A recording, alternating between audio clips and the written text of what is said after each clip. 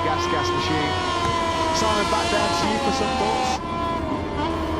Yes, just thinking if I was a team manager, I wouldn't be very keen to send my, young testosterone-fueled rider out there for a 6-lap sprint when you can't get temperature into the right-hand side of the rear tyre, which I believe is happening. That's a dodgy scenario. Yeah, an incredibly difficult scenario. Red flag due to weather conditions. Look at those brave souls out in the grandstand at the moment, which is Manu Gonzalez. He's nearly a minute clear of Lucas Tulic on lap 6. Only third race distance, still an awful long way to go here in Phillip Island. As he mentioned before in Moto2, this is just all about your concentration, your focus, because so easy to make a mistake. We saw it in the Moto3 list. The riders were so cold, they were frozen to the spot, they could barely get off the bikes. I'm down under in Australia. Really good start to move that front row by slowing down Canet. An old Spanish front row, of course. The Canet charges away from the chasing, packed down the run into the dirt corner. Aldeguer in second place. Around the outside comes Tony Arbolino on the outside Venus Racing Machine. He's going to go in a little bit. Oh, he's always so aggressive, isn't he? On those first laps. He cuts across the nose of Jake Dixon. Joe Roberts, the Californian who started for. He's in P4 though. Under immediate attack here from the early charging Arbolino, who does indeed seize that fourth at the southern loop. Yeah, the attack will be surely coming from Aldeguer, running in second place. Pedro Costa off the line, keep getting in couple of places, but no more than that. It's Lopez who goes through into the lead. He's not too shabby in the wet conditions. Winner here 1 year ago in very different conditions to this. It's Lopez who leads into Melbourne. Yeah, he played the trump card last year. Remember his post-race celebration? He pulled the ace out of the sleeve of his leathers. Oh, he's gone down! And there's going to be that's the bike in the middle of the circuit. This is really dangerous. This is really scary. Lopez then high side out. How on earth? Thankfully, it seemed like the whole field has somehow picked their way through the eye of a needle there, because Lopez's Bosca chassis came right back in the middle of the circuit. Alonso Lopez then crashes out of the lead at that perilous turn 4. Big moment for the race leader coming out of Siberia, and that race leader is Sergio Garcia on the number 11. He started this race in 7th on the grid. Remember, in Argentina, he came from near enough the back of the grid with a long lap penalty and still finished inside the top 5. He now leads this Grand Prix. There is Pedro Costa going through on Alberto Surra, and he's for 26th as Salax now goes through Aldeguer. This is the battle for second place, but Garcia is way up the road. Alonso Lopez's wretched run goes on. As Mazzano told him now, he's only top 6 in the last 8 Grand Prix as Dixon lunged on the inside of Fermín Aldeguer through the high-speed turn 12. That was really bold. Really tough stuff there by Dixon. He got through as Arbolino was right out of the paintwork there. You can see his rear tyre spin up. That was a scary moment for the Italian. Overwhelmingly complete the first lap, and Sergio Garcia exactly 1 second clear of Phillip Salax, who's got a reputation being a bit of a race specialist himself, hasn't he? Catching minds back to Burra with Arbolino last year. Who was the race winner on that day, and he goes through now on Jake Dixon. So Arbolino now back into the podium positions. He will be well aware, I'm sure, of where Pedro Costa is starting this Grand Prix from. And Tony Arbolino surely must be thinking, after so many races where he couldn't keep Pedro Costa inside, if there was ever an opportunity for me to suddenly revive my championship bid, this is it. Costa came up right in the first lap in 26th place. Of course, we're going to be keeping a very close eye, a BDR on his progression through this Australian Grand Prix. Can he get him to the point scoring places? Garcia then through Siberia for the second time. It looks like the rain has eased off. In the background there from what looked like one of the Fermín Aldeguer SAG riders. I think it was Tiger Harder. It was indeed. He lost the place to Albert Terrain actually. For all Pedro Costa's progress on the left-hand side of your screen, he did 25th position. He came across the end of that first lap. 8.5 seconds already off the race lead. Here comes Barry Baltas now, who's going on the inside of Fermín Aldeguer, who must be cursing these weather conditions. Yeah, it must be. Oh, huge scare. Massive moment for Arbolino coming through Lukey Heights. It looked like he lost the rear as he was thinking about maybe lining up a pass on Salax down into 10. Had he stayed on board that VDS machine, that was a real big scare, wasn't it, for Arbolino? Look at the gap he lost, look at the time he lost to Salax now. They peel through turn 12. Out of the final corner now, pinned into 60 as they wind up towards the Gardner Straight. Over the line will take the race leader Sergio Garcia, who's on a 1:48.287, quickest man on circuit, despite that big moment at turn 10. Coming through Lukey Heights was Arbolino with a 1:48.222. Yeah, at the moment, the leading five are clear in the front as we're watching Pedro Acosta's progress. He's now going through on Manu Gonzalez by the looks of it. Gonzalez is having a difficult start to his Grand Prix. He's dropped back to 24. That's Celestino Vietti next ahead of us, who is understandably cautious on his return from injury. And almost makes contact with Pedro Acosta. These two are battling for the win back in Austria. They're now battling for 20 seconds. Darren Binder on the grid speaking to Simon Crayford, said it was going to be a battle of survival. Key to be patient early on, so easy to make a mistake with the local condition. Unfortunately, Binder's gone down the Durham corner. That's going to be a rapid crash in the wet conditions for the South African. Let's hope Binder's okay. Of course, he's had several injury problems in 2023. You're just about to see a rider coming into picture who's gone down, coming through the Miller corner. He's just behind, and it's Zonta van den Gorberg who's gone down out of what was 12th place.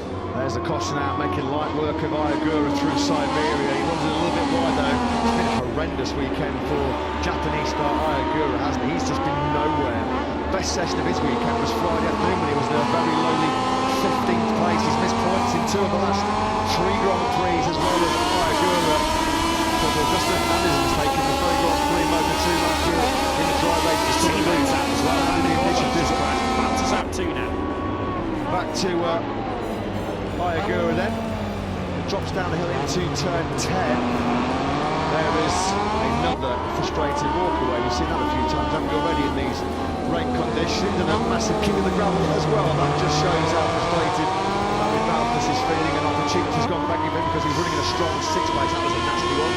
That's twice in 4 corners that we've seen a Vietnamese rider crash out of the Grand Prix. So Van den Gorberg gone down at the middle corner, and Malthus on the as far as the H show on that same lap. He crashed out of the race, so we've already lost now so far in this Grand Prix. Low tyres, we've seen Van den Gorberg and Malthus go down, along with Binder. So 4 riders already out in the first 3 laps. Acosta closing in on the World Championship points. He's 20 seconds off the race lead, so Pedro Acosta can forget about that in this Grand Prix. But there are points on offer for Acosta. The final points at the moment can't help by his teammate Albert Arenas. Winning the battle of the Brits at the moment is the more experienced of those two.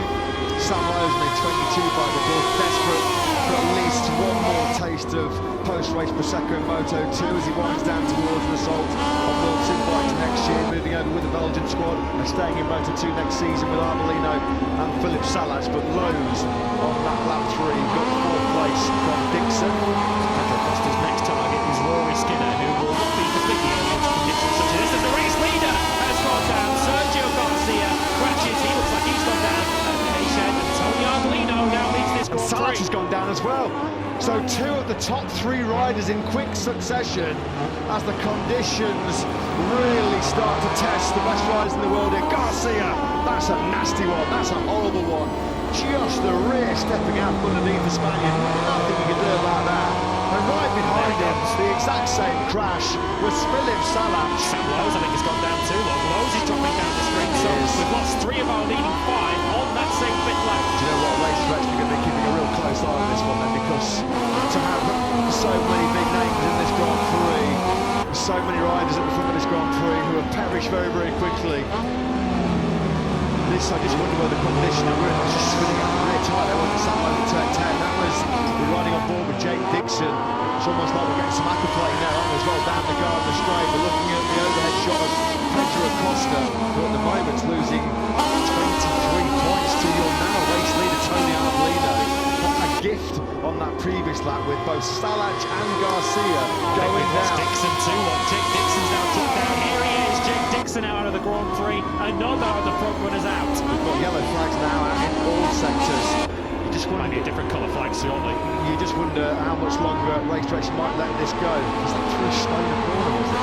It's just on the exit of the summer roof. I think Jake Dixon has gone down. So Arbolino now leads from Aldeguer. Eastman Guevara is now up into 4th place. Teammate to Dixon, who's never finished in the top 10 of a Moto2 race, is now just on the podium positions as Pedro Acosta goes through on a rain now. So all of the attrition up ahead of him has now put Pedro Acosta up into 11th position. Tony Arbolino a couple laps ago He's now the only surviving member of what was the top Look at his five. lead. Yeah, 10.5 seconds clear. Now there's Sam Lowe's trying to remount, filtering through behind him through turn 11 is your runaway race leader, Tony Arbolino. Mattia Cassidy now has gone down. He's the top 10, but he fell off. As we mentioned, this is going to be now just a race of survival, isn't it? We've got yellow flags galore still waving through 3 sectors on this country. Quick succession. Arbolino's main competition all disappearing without trace. Garcia, I believe, Salat out of third. Big scare on the paintwork there. Big head shake wonder for Aldeguer as he's done what rear tyre was screaming for grip. Out of the mist, out of the space from Aaron Canet, who's now in third place. That's his best lap of the race so far. 149 flat. Arbolino's pace is just next level. 2.5 seconds quicker. Arbolino's last lap was a 146.6. Canet's best of the Grand Prix was a 149 flat. How long can Arbolino sustain this though? It's a high-risk strategy, but I guess 65 points back, he's got to throw caution to the strong wind here in Phillip Island. Well, surely that might be the S when we're putting the gap on Aldeguer's pit board. I'm telling you, Tony, we've got 12.5 seconds of the lead at the moment, and we're only on lap 6 of 23. So Tony Arbolino can afford to leave a little bit of margin there, but sometimes if you get back on, that's where you're more susceptible to making a mistake. Here is your runaway race leader then in Grand Prix, Tony Arbolino, staring at 21 World Champion points. This is the first time he's led a Grand Prix since he won in Le Mans. This is only lap 6, and Arbolino is 35 seconds clear of the last point scoring position at the moment, which is Manu Gonzalez. He's nearly a minute clear of Lucas Tulic on lap 6. Only third race distance, still an awful long way to go here in Phillip Island. As he mentioned before in Moto2, this is just all about your concentration, your focus, because so easy to make a mistake. We saw it in the Moto3, the riders were so cold, they were frozen to the spot, they could barely get off the bikes. And now Arbolino will be feeling that chill himself. He had his right across the peg deck, as well, coming out of the final corner. He's still though in complete control of this Australian Grand Prix. Here is your second place man, Fermin Aldeguer. What's the gap there now? We've got 13.6 seconds. Arbolino did back off slightly on that last lap. He was in the 46s, of course, a couple of laps prior. Now back in the 48s, but he's got the luxury of that lead where he can just bank those 13 seconds and just use it to gauge him and just gauge his pace through the remainder of this Grand Prix and just try and keep himself on the black stuff. But that is easier said than done. This is the battle for 4th place, and Ethan Guevara has kept his head through all the chaos. Guevara started 23rd on the grid. He's up into 4th place. Jeremy Alcoba's up behind him. Then it's Joe Roberts and Somkiat Chantra just in the back of the picture. This is the 4-way battle for 4th. Then it's Benchnader, Ramirez and Acosta battling for 8th, 9th and 10th. Sergio Garcia, you can't really be too harsh there, can you? Too hard, because it's such an easy mistake to make. You will feel that he wasn't really doing anything different to the previous laps, but the rear Dunlop tyre just lighting up underneath him. Look at that. The spray kicked off him. Tony Arbolino had a front row seat for that one. That's a heavy landing, wasn't it? And coming in behind him was Salat. Pretty fortunate that Salat's motorcycle didn't come barrel rolling through. We've got the track there. Well, on that previous lap, only 5 riders were in the sub-150s. Arbolino, Aldeguer, Canet, Alcoba and Acosta is working his way back inside that top 10.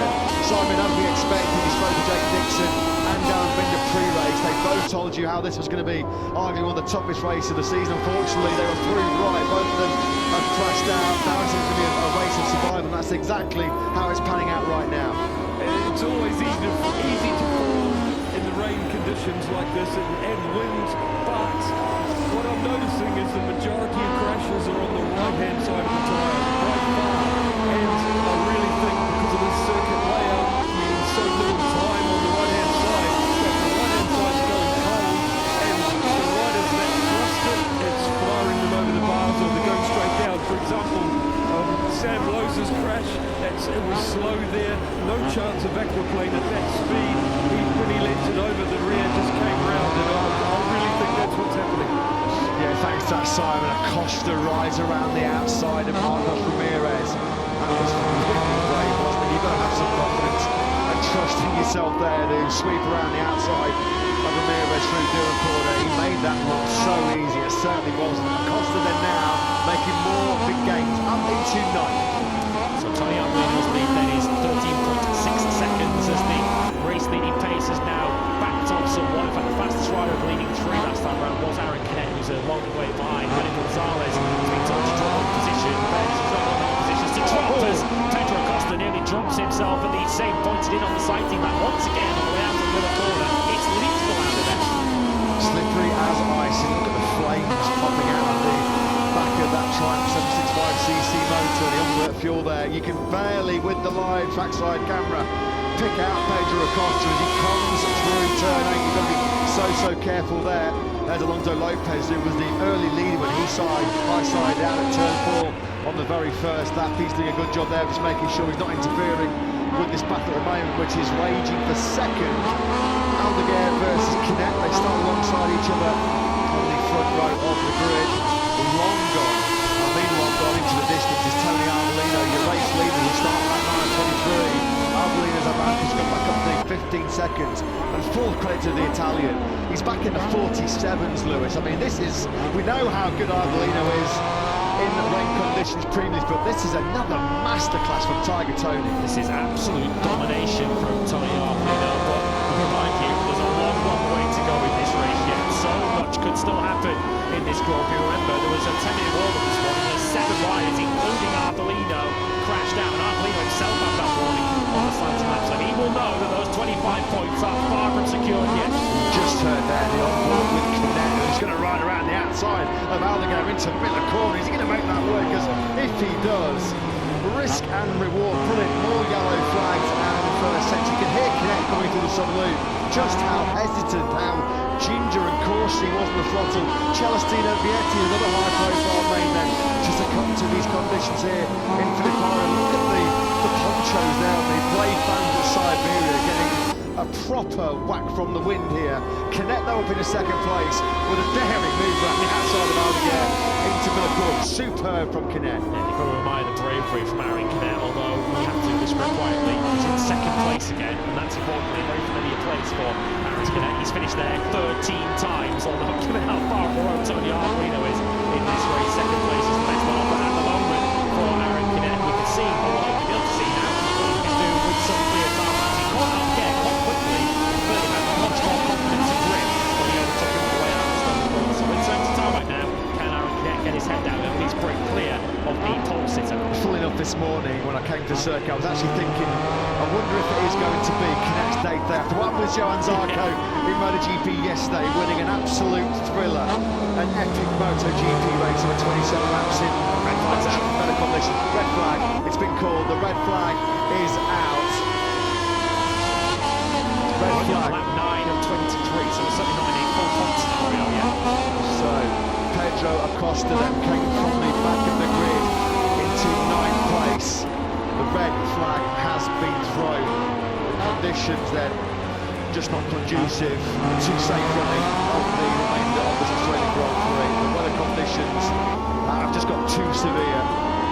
Tony Arbolino, 2/3 race distance, not completed, so when the weather conditions have eased, if they do ease, fingers crossed they do, this race will be restarted.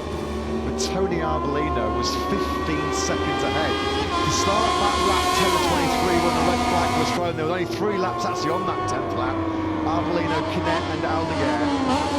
Massive gap there between the Italian. That's been an eventful Sunday so far, hasn't it, for the World Championship leader. If we do, of course, get this race back on the way, which feels like a big game out of the moment, Pedro Acosta with that charge to appeal tonight, that would therefore be his win position for the restart, which would certainly put him in contention to potentially fight for the podium in the restart. But that's a long way away at the moment. The wind picking up to the extent that conditions were too tricky, because it's not from the sort of outside or from Cuba raining particularly hard, certainly not as hard as it was early on in the race, given how fast the wind is picking up. But weather conditions will change very quickly around here. I can definitely hear a pickup in the wind just in my headset. I can just actually hear it being picked up very far as well. Just a report from pit lane that the wind has definitely gained some momentum. But we expected the gusts to be around 70-80 kilometres an hour. we blue restarted, and we're going to get a proper quick burst, a dash for cash. First two sprints, 6 laps. So the race, when it is safe enough to restart, it will be run over 6 laps. Shorter races, rain conditions. Tony Aldeguer is the man, isn't he, for that scenario? Well, Fermin Aldeguer, give him some credit, because of course in the dry conditions he was dominant, and he must have been gutted at these weather conditions for this race today, knowing what kind of dry weather performance he had. Racking my brains, I can't think of much of a wet weather record for Fermin Aldeguer to fall back on, but he did a fine job in those early stages, running in 3rd place, which will put him on the front row for the restart, should we get it, subject to the weather conditions. And everyone wants to feel that the first part of the recovery job has been successfully achieved, getting himself up into the top 10. The race is cold from here. Of course, we aren't in a scenario yet where we can all points. Pedro Costa has at least ensured that if we do get no further running, he has at least secured some points. Inside the top 6, when they bailed out of that Grand Prix, were Baltus, were Lowe's, Salach. Garcia was leading when he topped up the front racing machine at high speed through turn 8. Jake Dixon was right up the front as well when he fell off the Indy gas machine. Simon, back down to you for some thoughts. Yes, just thinking if I was a team manager, I wouldn't be very keen to send my, young testosterone-fueled rider out there for a 6-lap sprint when you can't get temperature into the right-hand side of the rear tyre, which I believe is happening. That's a dodgy scenario. Yeah, an incredibly difficult scenario. Red flag due to weather conditions. Look at those brave souls out in the grandstands. That gives an indication. Just look how much the wind is battering this Phillip Island Circuit. This would